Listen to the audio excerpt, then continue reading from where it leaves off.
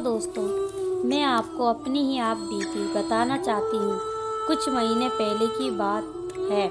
हमने ज़मीन लेकर अपना घर बनाने का विचार किया और फिर हमने मकान बना लिया और बहुत धूमधाम से गृह प्रवेश किया। लेकिन हमने कभी अब सपने में भी नहीं सोचा था कि हमारे नए घर के अरमान फीके ही रह जाएंगे। हाँ दोस्तों, जब हमने गृह प्रवेश किया उसके बाद कुछ दिनों तक सब कुछ बहुत अच्छा चल रहा था और वहाँ हमारा मन भी लग रहा था, क्योंकि वहाँ बहुत शांति थी और ज़्यादा मकान भी नहीं बने हुए थे। अब सब ठीक चल रहा था। कुछ महीने बाद हमें रात को बच्चे रोने की आवाज़ सुनाई देती थी और जब हमने उठकर देखा तो वह कोई नहीं था। और एक रात को जब मेरी मम्मी पानी पीने उठी तो मेरी मम्मी ने देखा कि हमारे गैलरी में एक बच्चा बैठा रो रहा था। और जब मम्मी ने मेरे पापा को जगाकर वहाँ लाई तो वहाँ कोई नहीं था।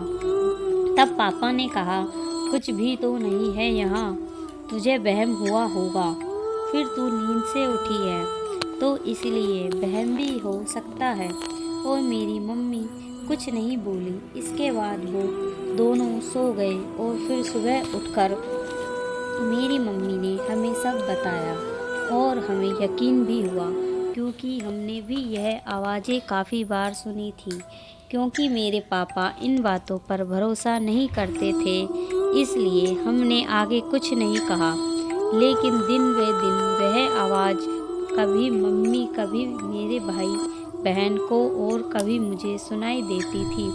लेकिन मेरे पापा को जब भरोसा हुआ, जब एक रात अचानक मेरे पापा की नींद खुली और उन्हें वही आवाज़ सुनाई दी तो वह देखने आए और देखा कि सीढ़ियों पर दो बच्चों को वहाँ खेलते देखा तो वह देखते ही रह गए और उन्हीं के सामने बच्चे गायब हो गए।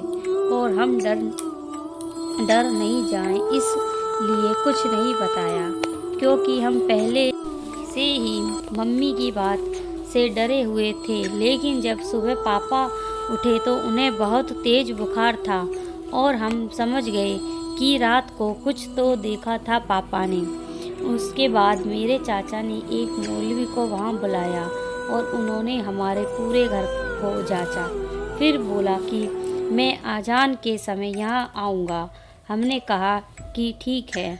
और वह जब शाम को आए तो हम सब इंतज़ार करने लगे उनके बोलने का कि वह हमें सब बताएं। और वह बोले कि तुमने किसी और के घर पर घर बनाया है तो वो परेशान तो करेंगे ही। अगर आपके घर में कोई और आकर रहे तो आपको उसे भगाओगे ही ना, तो वह आपको अपने घर में कैसे रहने देंगे।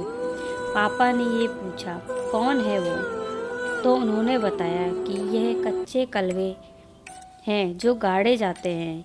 यह ज़मीन उनका घर है और अपने उस पर अपना घर बनाया है तो वो आपको परेशान तो करेंगे। तब मेरे पापा ने कहा, अब हम क्या करें, हम तो अभी यहाँ ही रहने लगे हैं, नया ही मकान है। तो वह मौलवी कहता है कि आप चिंता ना करें। उन्होंने हमारी ज़मीन और उस पे बने मकान दोनों को इलाज किया। इसके बाद हम सब खुशी खुशी रहने लगे और अभी तक हमें कोई परेशानी नहीं हुई और ना ही कोई आवाज़ें सुनाई देती है। लेकिन दोस्तों, यह सच है कि कच्चे कलवे रहते हैं। इसका मतलब है कि दूध पीते बच्चे जब मर जाते हैं वह कच्चे कलवे बन जाते हैं। इसलिए हमें जीवन में सोच विचार करके हर कार्य करना चाहिए। दोस्तों, यह वीडियो आपको पसंद आए तो वीडियो को लाइक करें, शेयर करें और हमारे YouTube चैनल को सब्सक्राइब ज़रूर से करें।